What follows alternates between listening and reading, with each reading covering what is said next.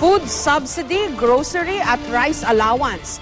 Ilan lang yan sa mga benepisyong natatanggap ng mga empleyado ng Senado. Dahil ngayon ang isang grupo ng government employees, bakit daw hindi pantay-pantay ang pagbibigay ng benepisyo? May report si Sandra Aguinaldo. Siya si Rosemary Lumibaw, isang division head ng Department of Agrarian Reform. Mataas na ang posisyon pero hirap pa rin pagkasyahin ang kanyang sweldo. Kabilang si Rosemary sa mga kawani ng gobyerno na sumusubaybay sa kontrobersya kaugnay ng paggasto sa pondo ng Senado. Swerte talaga sila. Sana sa mga empleyado magkaroon din ng additional incentive sana para makasurvive.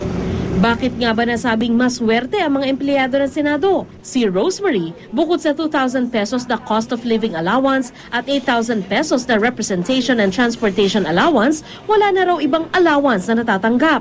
Pero sa Commission on Audit Report para sa taong 2011, ang mga kawani ng Senado, mahaba-haba ang listahan ng bonus at allowance na hindi natatanggap ng ibang empleyado ng gobyerno.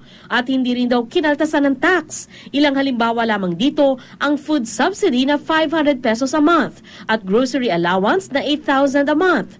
Meron ding rice allowance na 15,000 pesos, additional food subsidy na 3,000 pesos, educational assistance na 35,000 pesos. Hindi lang malinaw kung gaano nila kadalas ito natatanggap. Kaya ang Philippine Government Employees Association tumadaing sa hindi umano pantay na benepisyo sa mga kawani ng gobyerno. The majority of the public servants right now are really having a hard time regarding their salaries and the increases in their benefits. Lately, parang nababawasan pa yung benefits nila. So kung ano yung natatanggap nila before, because of the recent issuances made by the DBM, nababawasan pa ito. Kinuha namin ang panig ni Senador Panfilo Lacson, chairman ng Senate Committee on Accounts, tungkol sa bagay na ito. Pero sabi niya, only the COA chair is authorized to speak. Sandra Aguinaldo, GMA News.